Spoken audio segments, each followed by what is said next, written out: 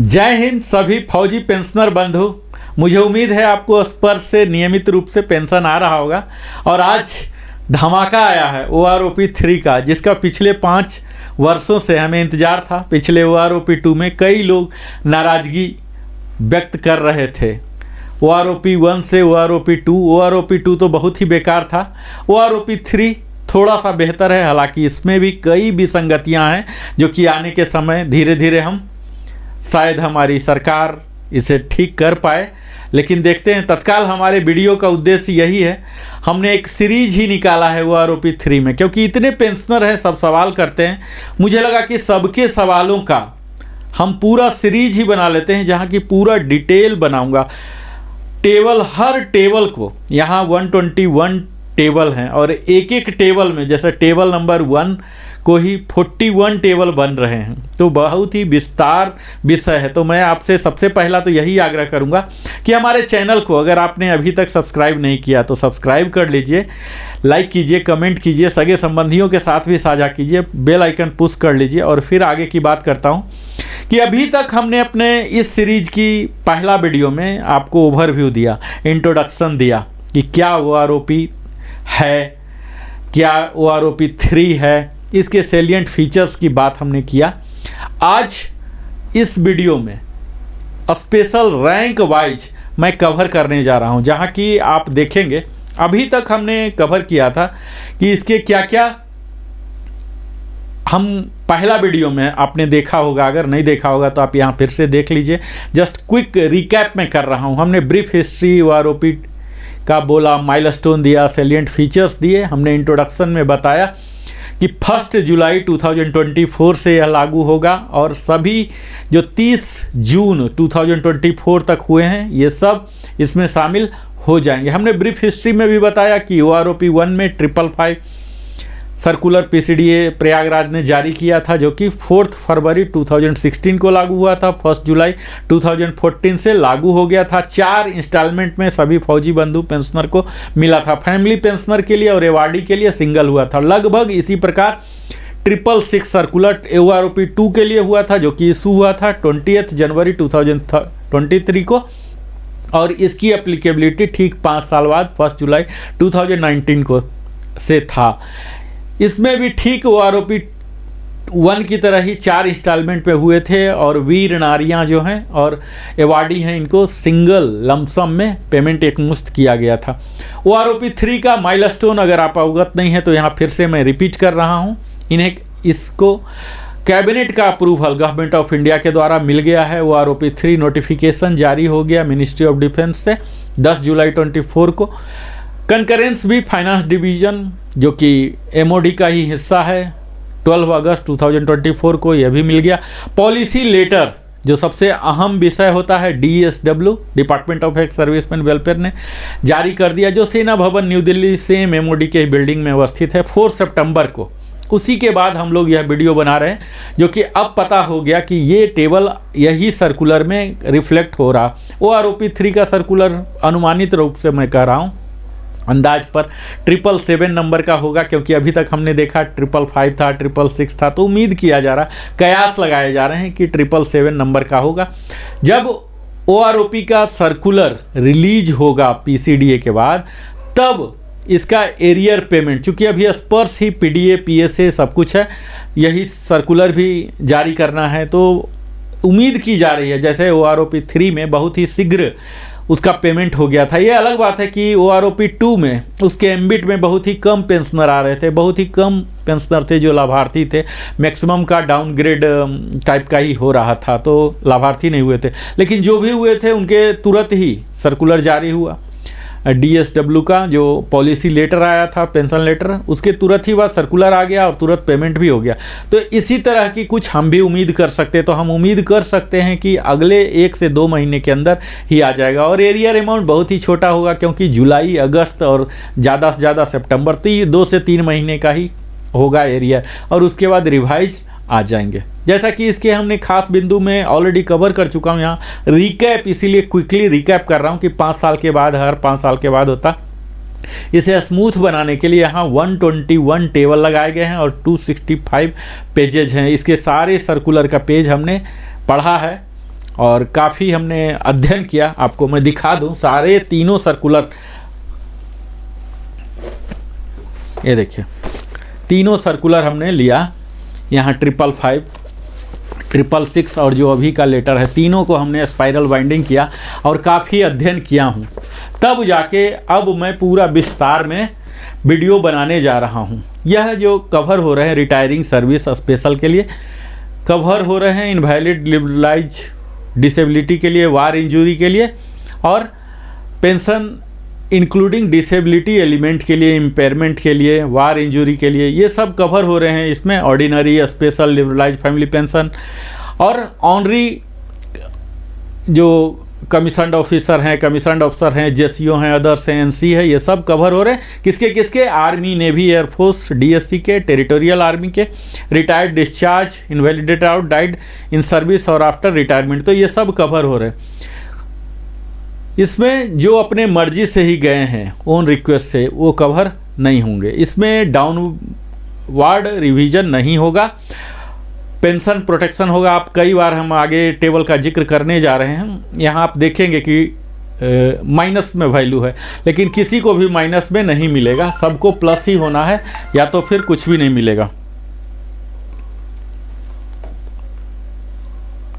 तो यहाँ हम यह देख सकते हैं कि कौन कौन से लोग जो हैं पेंशनर अप्लीकेबल हैं। तो सारे डिफेंस पेंशनर, फैमिली पेंशनर है, रिटायर्ड हैं, डिस्चार्ज हैं, इनवैलिडेट आउट हैं या सर्विस में मृत्यु हो गई, ये सब हमने कवर कर लिया। यह भी कवर किया कि नन अप्लीकेबल कौन कौन से हैं। तो यूके, HKSRA, KCIO पेंशनर हैं, पाकिस्तान बर्मा आर्मी पेंशनर के, reservist pensioner, x gratia pension जिनको मिल रहा, प्री मैच्योर रिटायरमेंट हैं, ये सबको नहीं होगा।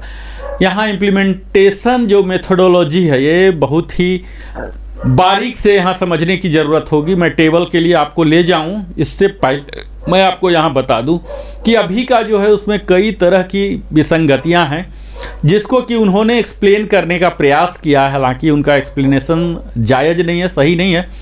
रैंक, ग्रुप और क्वालिफाइंग सर्विस, यही तीनों पर हमारा पेंशन तय होता है, पेंशन का बेसिक।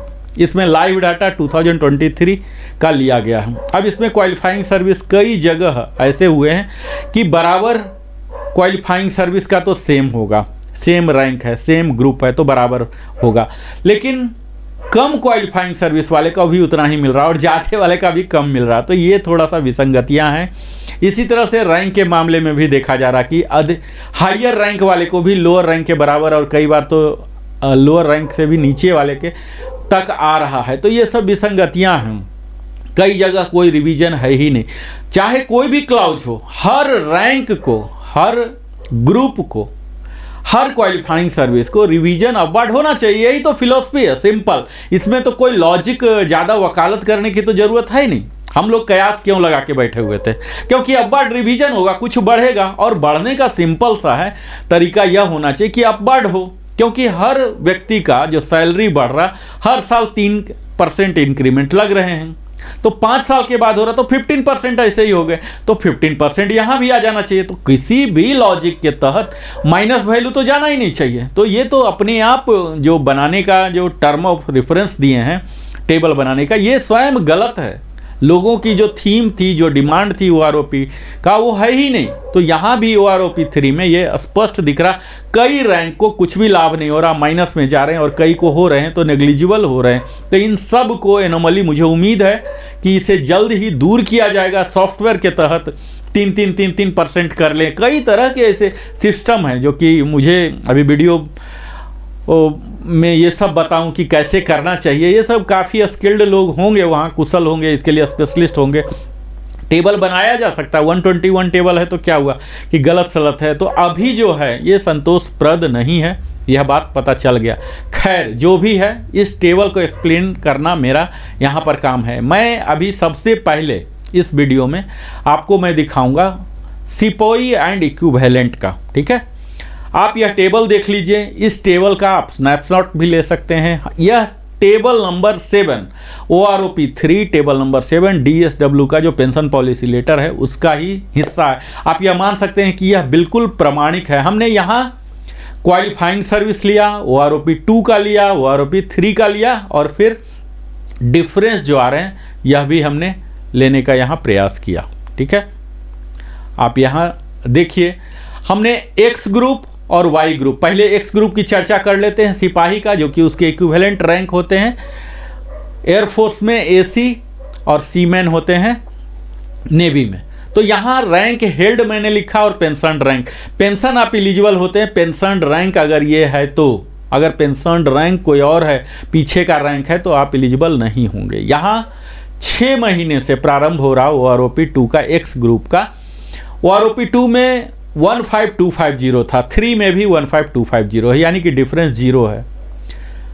फर्स्ट 1 ईयर के लिए 15600 है, 15250 है। यहाँ आप देख सकते हैं कि 350 माइनस हो चुका है।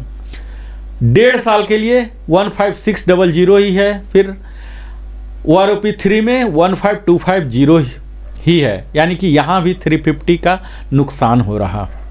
2 साल होने पर 15600 ही रहा, और यहाँ फिर 3 में 15363 गया है, तो यहाँ भी 237 का लॉस हो रहा।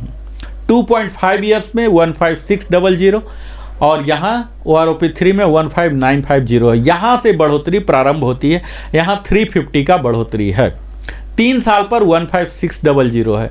यहाँ आप देख सकते हैं कि 6 मंथ से लेकर, 6 मंथ को छोड़ दीजिए, 1 ईयर से लेके 3 ईयर्स यानी कि 2.5 साल तक के क्वालिफाइंग सर्विस का सेम ही दिया गया था OROP 2 में। हालांकि 3 में बढ़ाया गया है, लेकिन बढ़ाने के बावजूद भी बहुत कम अंतर आए हैं। आप यहाँ 3 साल पर देख लीजिए, 15600 को किया गया 16300, यहाँ 700 की बढ़ोतरी हुई है। 3.5 ईयर्स के लिए 15950 और 16375, 407 का दिया गया। यहाँ फिर अचानक देख लीजिए कि 4 ईयर्स में 16650 है, और यहाँ OROP 3 में 16532 यहाँ घटा दिया गया है, 118 घट गए हैं। और फिर देख लीजिए 4.5 में 16650 है, सेम है, और यहाँ 16650 यानी कि बराबर है, यहाँ 0 है, कोई बढ़ोतरी नहीं है। इसी तरह से देखिए यहाँ क्रम है, आप यहाँ देख पा रहे होंगे, ये क्रम को स्टडी कीजिए कि यहाँ 0 से लेके माइनस माइनस, फिर थोड़ा बढ़ा और फिर से रीसेट हो गया, 0 पर गया। आगे आप देख लीजिए 5 ईयर्स में 16938 है, और यहाँ 17000 है, 62 रुपीज़ की बढ़ोतरी, फिर बढ़ोतरी हो रही है। 17225 5.5 ईयर्स है, 17313 88 रुपीज़ की बढ़ोतरी, और फिर 6 ईयर्स में जाके 17313 17313 0 ही रह गया। तो कितना विसंगति पूर्ण है यह देख लीजिए। 6.5 ईयर्स में 16757 है, और वहाँ 17569 है, 88 रुपीज़ की कटौती हो रही है।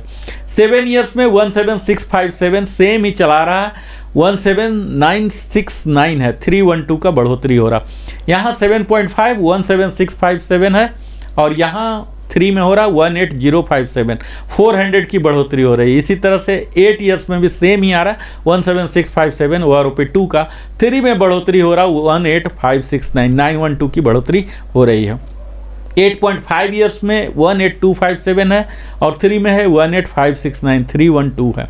तो यहाँ 8.5 तक थोड़ा थोड़ा हो रहा, एक इनको 8 ईयर्स वाले बड़े लक्की रहे हैं, 912 रुपीज़ की बढ़ोतरी हो रही है। 9 ईयर्स में 851 की बढ़ोतरी हो रही है, 9.5 में 1 रुपीज़, और 10 ईयर्स वाले ने पता नहीं क्या गुनाह किया है, इन्हें सिर्फ 1 रुपीज़ की बढ़ोतरी हो रही।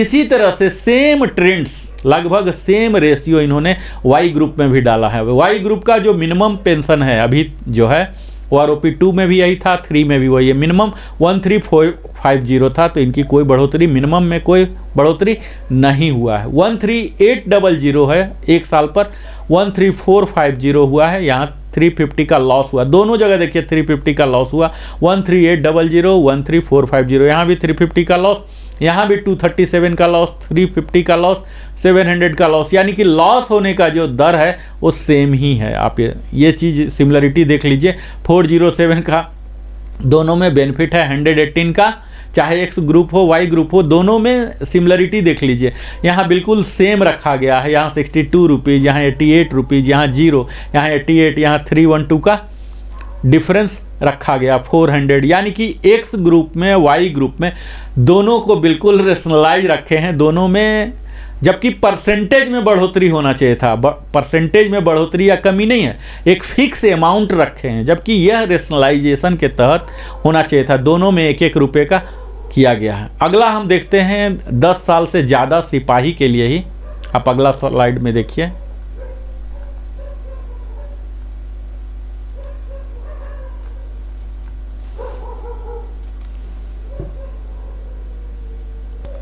तो अभी तक हमने जो देखा, ये देखा 10 साल तक। अब हम 10 से ऊपर के लिए देख पा रहे हैं सिपाही एंड इक्विवेलेंट के लिए। 10.5 के लिए OROP 2 में था 19275, OROP 3 में सेम 1 रुपीज़ की बढ़ोतरी की गई है एक्स ग्रुप में। 11 ईयर्स के 19613 है, 19276 यहाँ देख लीजिए कि कम कर दिया गया, 337 कर दिया गया। 11.5 ईयर्स के लिए 19613, 19276 ही है, 337 की ही कमी है। 12 ईयर्स में 19613 है और 19276, 337 की कमी यहाँ भी है। 12.5 ईयर्स के लिए 19725 है और OROP 3 में 20475 है। यहाँ से बढ़ोतरी प्रारंभ हो रही है जो कि निरंतर अब बनी रहेगी। 732, यहाँ यह भी एक देखने की बात है कि यहाँ भले ही मैट्रिक्स इन्होंने बनाया है, चाहे ये पिछला टेबल हो 10 साल तक वाला हो या उससे पीछे वाला, लेकिन 10 साल से कम रिटायर होने वाले बहुत कम ही लोग होते हैं। आपने देखा होगा, आपको यह ज्ञान होगा कि आर्मी में पेंशनेबल होने के लिए 17 ईयर्स मिनिमम करना पड़ता है। इसी तरह से एयरफोर्स में मिनिमम 20 ईयर्स करना पड़ता है। नेवी में पेंशनेबल होने के लिए 15 ईयर्स किया प्रावधान है। तो यहाँ जो कम ज़्यादा हो रहा है, आप यहाँ देख पाएंगे कि 15 ईयर्स के बाद 14.5 के बाद ही कंटिन्यू बढ़ोतरी है और बढ़ोतरी जो है 4 डिजिट में है। तो इसके नीचे बड़े ही एक्सेप्शनल होते हैं, मेडिकल बोर्ड आउट हो गए या अपवाद वाले कारण से होते हैं। तो हम यहाँ फोकस करेंगे जो बढ़ोतरी हो रहा है, जो कि ज़्यादा अफेक्टेड लोग हैं, वहाँ से ही हम बात करेंगे। तो 14.5 के लिए देखिए 19950 है और यहाँ बढ़ोतरी 21625 यानी कि 1675 की बढ़ोतरी है। 15 ईयर्स के लिए भी यहाँ देख लीजिए 1518 की बढ़ोतरी है।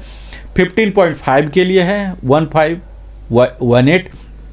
आप इस टेबल का स्क्रीनशॉट ले सकते हैं क्योंकि यह मेरे द्वारा बहुत ही परिश्रम करके बनाया गया है। आप समझ पा रहे होंगे, इस प्रकार का टेबल कहीं नहीं उपलब्ध है मेरे चैनल के अलावे। तो आप अगर लिविंग हैप्पीली देख रहे हैं, सब्सक्राइब कीजिए। और इस टेबल का अगर आप सिपाही इक्विवेलेंट से रिटायर हुए हैं तो आपके लिए जिस साल का है उस टेबल को, उस स्लाइड को आप स्नैपशॉट ले सकते हैं। 16.5 में देखिए 20607 है और 22125 यानी कि 1518 की बढ़ोतरी हुई है। 20607 कंटिन्यू चल रहा है। यहाँ से कहाँ से 15 ईयर से लेके 19.5 तक सेम रेट चल रहा और यहाँ बढ़ोतरी हो रहा है। OROP 3 में देख लीजिए, यानी कि OROP 3 में यहाँ इन सिपाहियों को लाभ हो रहा, सबसे ज़्यादा लाभ हो रहा 20 ईयर्स में अगर सिपाही ही रिटायर हुए। हालांकि ऐसा होता नहीं होगा 20 ईयर्स में सिपाही रिटायर हुए। अगर ऐसा केस है तो 208132 में था और यहाँ 23500 दे दिया गया है। 2687 की बढ़ोतरी की गई। सेम ही जो बढ़ोतरी की मात्रा थी, परसेंटेज नहीं, यहाँ प्रतिशत की बात नहीं है, यहाँ सेम अमाउंट वाई ग्रुप में भी दिया गया है। सेम आप देख पा रहे होंगे, रेड में हमने हाईलाइट करके रखा है कंप्लीट डाटा को। वाई ग्रुप का यहाँ 17475 है, 17476 से 1 रुपया है 10.5। और उसके बाद आप यहाँ देख पा रहे हैं कि 12.5 ईयर्स के बाद से बढ़ोतरी शुरू हो गई है। स्पेशली 14.5 के बाद तो अंधाधुन बढ़ोतरी हुई है। तो जो भी सिपाही से रिटायर हुए होंगे उनको काफ़ी लाभ यहाँ दिख रहा है। अगला हम जाते हैं इससे आगे का। अगर सिपाही, ऐसा बहुत ही कम चांस मुझे लग रहा, अगर सिपाही 20.5 यानी कि 20.5 साल तक किए हैं, 21569 ही कंटिन्यू है, क्योंकि ये इरिलीवेंट है। इससे ज़्यादा कोई सिपाही नहीं होंगे। उनके डिपार्टमेंट के इस तरह से पॉलिसी होगा कि उन्हें अगला रैंक दे दिया जाएगा या डिस्चार्ज जाना पड़ेगा। तो ये इरिलीवेंट टेबल है समझ लीजिए, लेकिन मैट्रिक्स में दिया हुआ था इसलिए मैं भी यहाँ एक्सप्लेनेशन में रखा हूँ, लेकिन इस स्लाइड में मैं ज़्यादा समय नहीं दूंगा। यहाँ आप देख लीजिए जो कॉमनलिटी है, चूँकि मेरा एनालिसिस भी साथ साथ चल रहा, 21569 20+ वाले के लिए है। और यहाँ देखिए आप जो इससे कम वाले थे, यानी कि एग्जैक्ट 20 वाले थे, तो 20 वाले के लिए 20813 था, 23500 पर फिक्स किया गया है। यहाँ बढ़ोतरी ज़्यादा है। अगर सिपाही ऐसे कोई गुड लक तो मैं नहीं कहूँगा कि सिपाही से रिटायर होना पड़ रहा, 21569 अगर था तो 24459 है, जो कि मुझे लगता है कहीं ना कहीं आईवास किया गया है। यहाँ दिखाया गया कि 2890, सेम चीज़ यहाँ वाई ग्रुप में भी है, यह दिखाया जा रहा है टेबल में कि 2890 की बढ़ोतरी हुई है। लेकिन हकीकत में ऐसे केस होंगे ही नहीं कि सिपाही 28 साल तक रहा। तो अगर ऐसा हुआ है तो 20 से करीब 2890 का दिया जा रहा। तो यह तो सिपाही रैंक का। मैं अगला रैंक को लेता हूँ ऑनरी नायक। ऑनरी नायक आर्मी के और इसके इक्विवेलेंट जो हैं एलएससी होंगे, लीडिंग एयरक्राफ्ट्समैन एयरफोर्स में, और लीडिंग सीमैन होते हैं 1 2 इस तरह से होते हैं नेवी में, तो ये होंगे। यहाँ आप देख लीजिए 6 महीने के अगर हैं ऑनरी नायक तो 15250 है और 15250 6 महीने के जहाँ भी हैं वहाँ इनको 0 ही बेनिफिट दिया गया है। यानी कि ऐसा केस ही नहीं होगा कि 6 महीने ही ज्वाइन किया। एक्सेप्शनल हो सकते हैं, एक आध ट्रेनिंग के दौरान ही मेडिकल बोर्ड आउट हो गए, कुछ हो गए, तो ऐसा केस हो सकता है। अदरवाइज 1 ईयर में देख लीजिए 15600 जो डाटा है ये चल रहा 3 साल तक, और 3 साल में OROP 3 में भी 15250 चल रहा है, 15250 जो कि डिक्रीज हो रहे हैं, 15363 जो 237 डिक्रीज हो रहे हैं। यहाँ भी 15950, यहाँ से 2.5 ईयर से बढ़ोतरी प्रारंभ हुई है 350 रुपीज़ की, और यहाँ फिर 3rd ईयर से 700 की बढ़ोतरी हो रही है। यहाँ आप हर टेबल में इसी तरह का देख रहे होंगे ये पैटर्न, यानी कि जो गलतियाँ की गई हैं सॉफ्टवेयर में, फार्मूलेबाजी में, ये हर जगह किया गया है। ये पता नहीं कि जान के किया गया है या अनजाने में हुआ है। तीसरे साल में 15600 है और यहाँ 16300 700 की बढ़ोतरी है। 3.5 ईयर्स में 15950 और 16357 407 की बढ़ोतरी हुई है, और यहाँ 4th ईयर 16650 16532 118 रुपीज़ की कमी हुई है, और फिर 4.5 में 16650 सेम रखा गया है। और यही चीज़ आप यहाँ भी देखेंगे सिपाही के लिए भी, ये देखिए सेम ही ट्रेंड्स हैं। यहाँ 4.5 ईयर्स यहाँ आप देख पा रहे होंगे सिपाही के लिए 4.5 में 00 रखा गया। पता नहीं 4.5 से क्या चीड़ है, ऐसा हो सकता है कि 4.5 में कोई जाने वाले ही ना हो, इसलिए इनको डाटा नहीं मिला और ये फिर 0 इनको रखना पड़ा, क्योंकि उसमें डाटा होना चाहिए, डाटा नहीं इनको मिला है, तो मिन मैक्स किसका निकालेंगे, ये कारण हो सकते हैं। खैर ये सब पर ज़्यादा गंभीर हमें होने की इसलिए भी ज़रूरत नहीं है, क्योंकि कोई इतना कम सर्विस वाले होंगे नहीं। सब रिटायर्ड जो हो रहे हैं आर्मी में 17 में ही हो रहे हैं, तो 17 के बाद ही जिक्र किया जाए। यहाँ तत्काल चूँकि दिया हुआ इसलिए मैं विश्लेषण कर रहा हूँ, ये अप्रासंगिक होगा। 7 साल के लिए 17657 यही डाटा पूरा 8.5 तक चल रहा, और OROP 3 में देखेंगे तो यहाँ 88 रुपीज़ 0, फिर -88 हो जा रहा है, यहाँ +88, यहाँ -88, यहाँ 312 की बढ़ोतरी है, 400 की बढ़ोतरी, 912 की, 312 की, 850, और फिर सेम ट्रेंड्स है जो सिपाही में भी हमने देखा था। 9.5 के लिए 1 रुपया है, 10 ईयर्स के लिए 1 रुपीज़ है। अगला टेबल हम देखते हैं जिसमें कि 10+ है। 10+ वाले हो सकते हैं कि ऑनरी नायक के पद से जाएं, तो 10.5 में 1 रुपये का ही है। यहाँ दोनों आप देख पा रहे होंगे, अगर वाई ग्रुप है तो वाई ग्रुप पर फोकस करें, मैं एक्सप्लेन कर रहा हूँ। जो बढ़ोतरी की मात्रा है एग्जैक्टली सेम है। यहाँ स्टार्टिंग कुछ हो सकता है अलग, और एंडिंग जो कि OROP 3 है ये अलग हो सकते हैं, लेकिन फाइनल जो रिजल्टेंट है वो यही है। यहाँ आप देख लीजिए फिर से 10.5 में सेम चल रहा, 10.5 1 रुपीज़ की बढ़ोतरी है।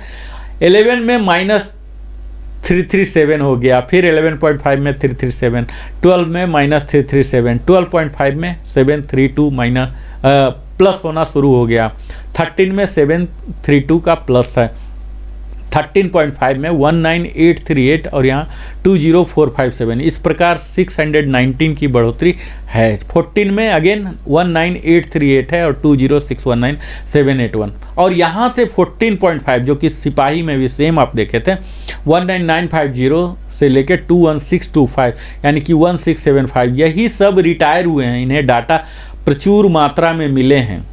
जो रिटायर हुए हैं अभी 2023 में पूरे साल, तो इसी रैंक में ज़्यादा रिटायर हुए हैं 14.5, और यहाँ से इनको डाटा मिला है तो मिनिमम मैक्सिमम मिले हैं इनको। जहाँ डाटा मिला ही नहीं तो वो जीरो रह गया, जबकि ये क्राइटेरिया नहीं होना चाहिए। क्राइटेरिया ये होना चाहिए कि वो जाएं या न जाएं, उनके जो सैलरी है, सैलरी का ही तो 50% होता है, तो सैलरी से पेंशन कैलकुलेट किया जा सकता है। जाएं न जाएं, डाटा हो ना हो, उससे क्या फ़र्क पड़ता है। तो यहाँ विसंगतियाँ हैं।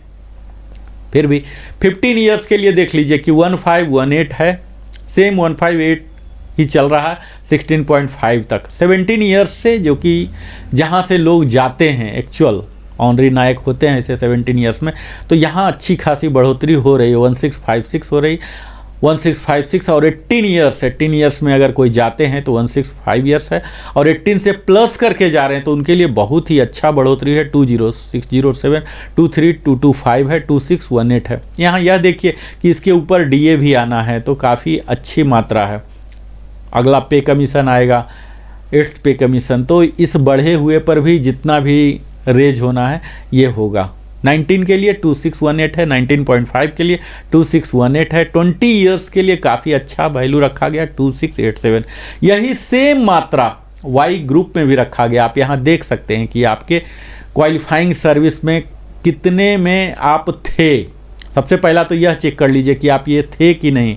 ऐसा केस हो सकता है कि OROP 2 का जो वैल्यू है ये आपका नहीं होगा, क्योंकि इससे ज़्यादा OROP 1 के अनुसार, नोशनल फिक्सेशन के अनुसार, 7th पे कमीशन के अनुसार इससे ज़्यादा मिल रहा होगा। तो आपको OROP 2 में भी जो दिख रहा, इससे ज़्यादा आपको पहले ही मिल रहा होगा, ऐसी भी संभावनाएं हैं।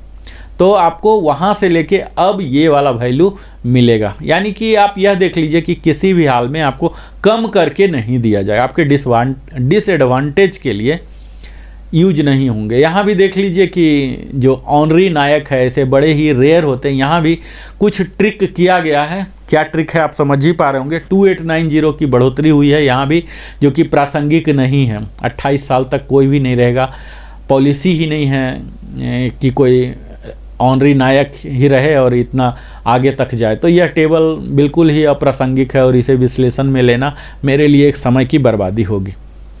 मैं अगले रैंक के लिए जाता हूं, जो कि नायक एंड इक्विवेलेंट है। इसमें नायक TS भी हैं, इसके इक्विवेलेंट कपल हो जाएंगे टाइम स्केल वाले, और कपल हैं एयरफोर्स में कारपोरल जिन्हें कहा जाता है। लीडिंग सीमैन 1-2 होते हैं ये नेवी में। अब इनका देख लीजिए कि यहाँ आप टेबल में देख रहे होंगे कि ये 4 कैटेगरी के कवर हो रहे हैं। प्री 1973 से पोस्ट 1973 वाले, प्री पोस्ट दोनों 73 के हो गए, पोस्ट 97 के हो गए, पोस्ट 116 के हो गए। तो ये 4 कैटेगरी। एक्स ग्रुप का आप देख लीजिए कि 6 महीना में इन्होंने 0 ही दिया, क्योंकि कोई गया ही नहीं है। यहाँ वाई ग्रुप में कोई गए हैं, इसलिए 24 रुपया यहाँ दिया गया है। यहाँ आप देख पा रहे होंगे कि एक्स वाई में डिफरेंस होना शुरू हो गया। एक्स ग्रुप के नायक एंड इक्विवेलेंट, हालांकि नायक से काफ़ी अच्छा जाते हैं, लेकिन इतने कम लेंथ ऑफ सर्विस वाले नहीं जाते हैं। तो यहाँ आप देख लीजिए कि सारे डिक्रीजिंग वाले हैं, तो डिक्रीज किसी का होगा नहीं। जो अभी उनको मिल रहा है OROP 2 से यही सब मिलेगा। तो इस पर ज़्यादा विश्लेषण करने की कोई गुंजाइश नहीं बन जाती। यहाँ आप देख पा रहे होंगे कि एक्स ग्रुप को बिल्कुल ही माइनस कर दिया गया है, यानी कि उन्हें बेनिफिशरी नहीं हो रहा 10 साल तक। इसी तरह से आप वाई ग्रुप में देख रहे हैं तो डबल डिजिट में किया गया है या फिर माइनस ही है। बस 2 ही ऐसे सौभाग्यवान हैं, 7.5 ईयर्स वाले और 8 ईयर्स वाले और 8.5 वाले, जिनको कि प्लस में, और 10 वाले भी हैं 225।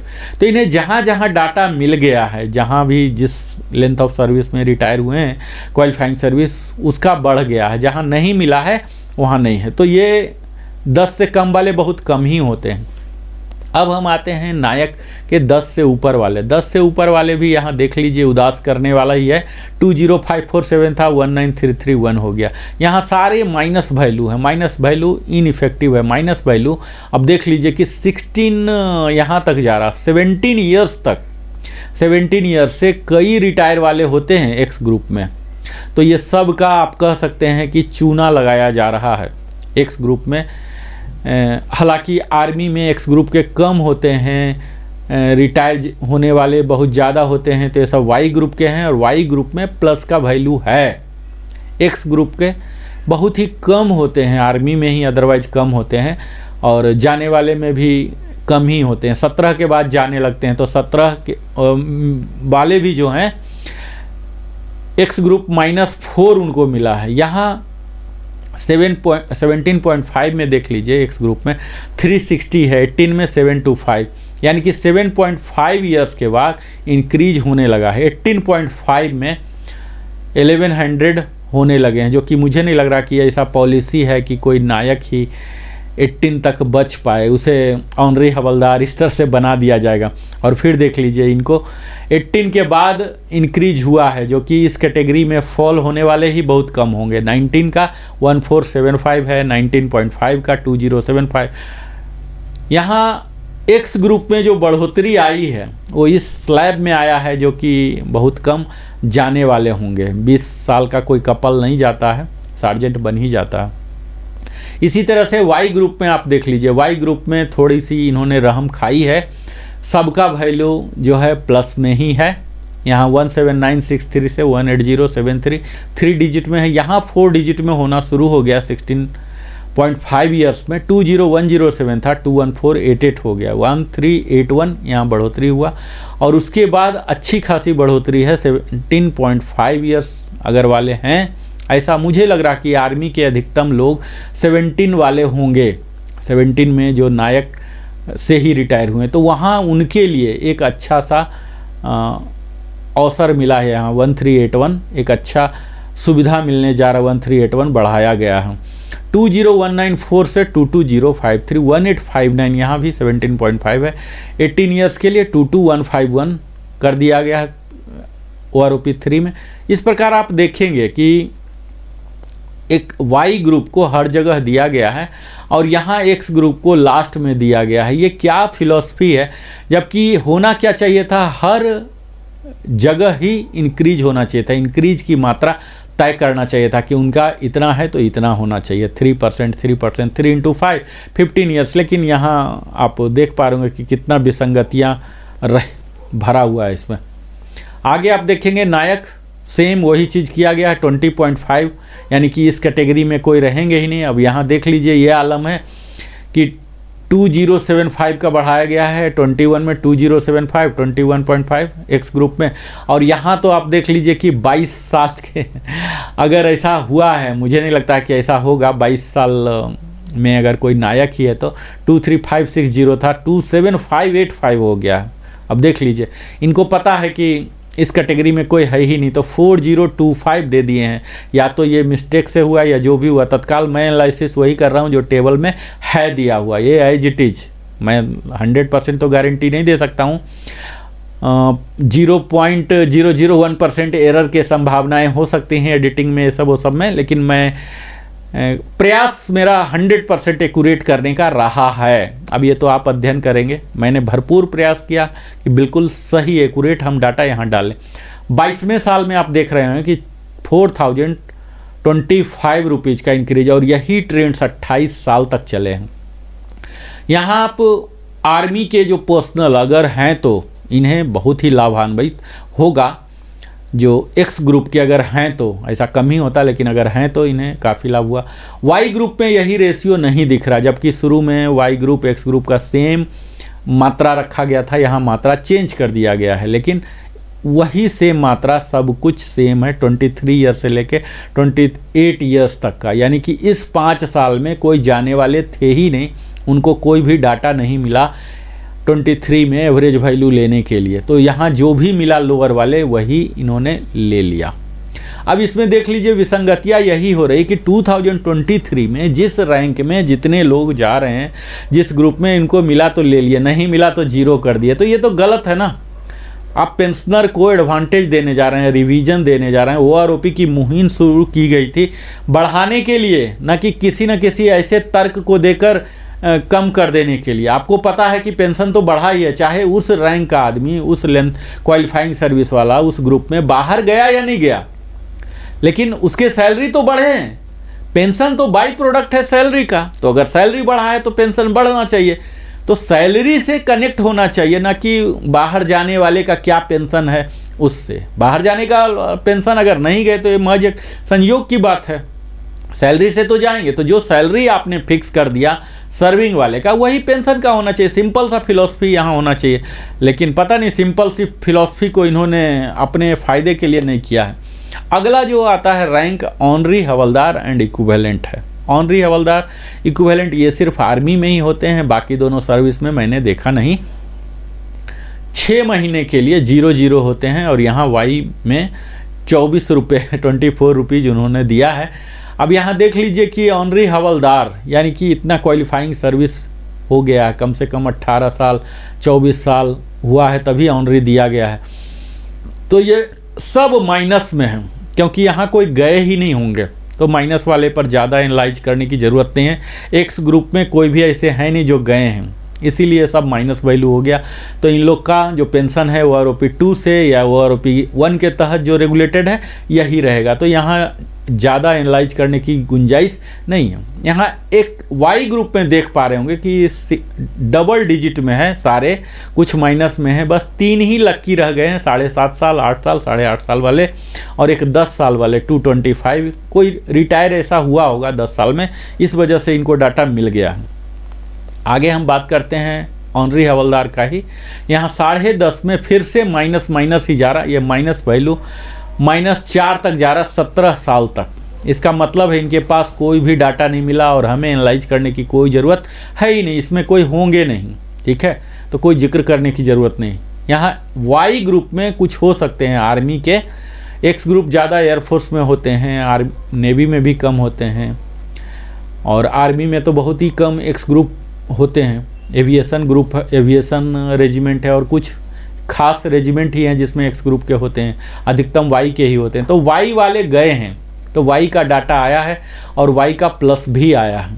अगर कोई ऑनरी हवलदार, ऐसा हुआ नहीं होगा, लेकिन कोई स्पोर्ट्समैन है या कुछ मेडिकल ग्राउंड पर बाहर गए हैं, बोर्ड आउट हुए हैं, तो उनमें ये बढ़ोतरी है ट्रिपल डिजिट में, 500 से 600 के एवरेज वैल्यू में यहाँ बढ़ोतरी है, अच्छी खासी बढ़ोतरी जो 16.5 ईयर्स के बाद और वाई ग्रुप में देखा जा सकता है, जहाँ से कि स्टार्ट होता है इनके डिस्चार्ज, लोग जा रहे होंगे 1381 का डिफरेंस है। और यहाँ 20194 था वो आरओपी 2 में, और जो कि बढ़कर 22053 हो चुका है, 1859। तो यहाँ 1844 हो रहा है 18 साल में, 18.5 में 1182।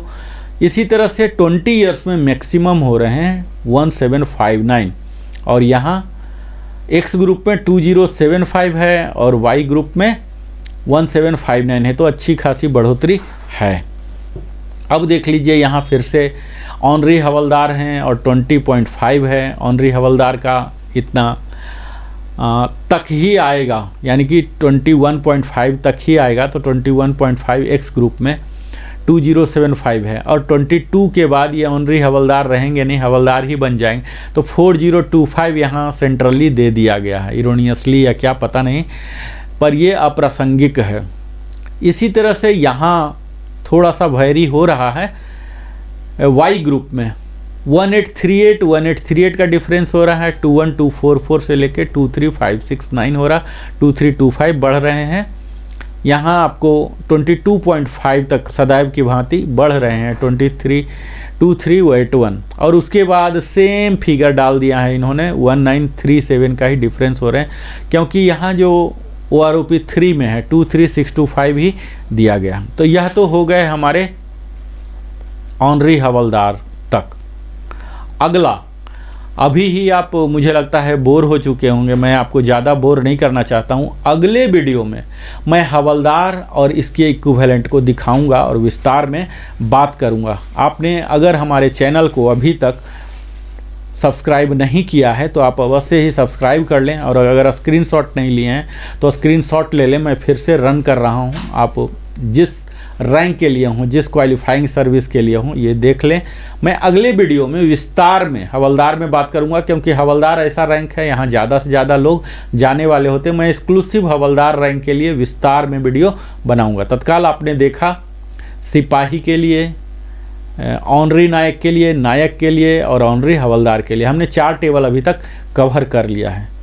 फिर हम मिलते हैं अगले वीडियो में। ये हमारी श्रृंखला है, श्रृंखला चलती रहेगी और आप लोग इसी तरह से पेंशन पाते रहें। मुझे बड़ी खुशी होती है कि मैं आप सबों के एक बड़े से बड़े समस्या को समाधान कर पा रहा हूँ। आप कमेंट के जरिए लिखिए, कई लोग हमारे मोबाइल नंबर मांगते हैं, मैं अपना व्यक्तिगत मोबाइल नंबर देने में असमर्थ हूं। आप अपना मोबाइल नंबर दे सकते हैं ताकि मैं आपको कॉल बैक करूं। अगर मैं सोशल मीडिया पर अपना मोबाइल नंबर दे पाता हूं तो फिर मैं स्वयं एक रोजगार में हूं, पेशा में हूं, व्यापार में हूं। मैं अपना नंबर देकर कस्टमर केयर चला नहीं सकता हूं। तो ये मेरी असमर्थता है, समय की कमी के कारण। आप लोग अपना मोबाइल नंबर दें और कमेंट के जरिए वहाँ लिखें अपने समस्या को। मैं भरपूर प्रयास करूँगा आपके समस्या का समाधान जल्द से जल्द, कम से कम समय में करूँ। बहुत बहुत धन्यवाद। अगर आपने सब्सक्राइब नहीं किया, सब्सक्राइब कीजिए। और आपने अपने जीवन का बहुमूल्य समय हमारे साथ बिताया है, इसीलिए अपने दिल की गहराई से मैं बोलता हूँ बहुत बहुत धन्यवाद। फिर से मिलता हूँ। जय हिंद।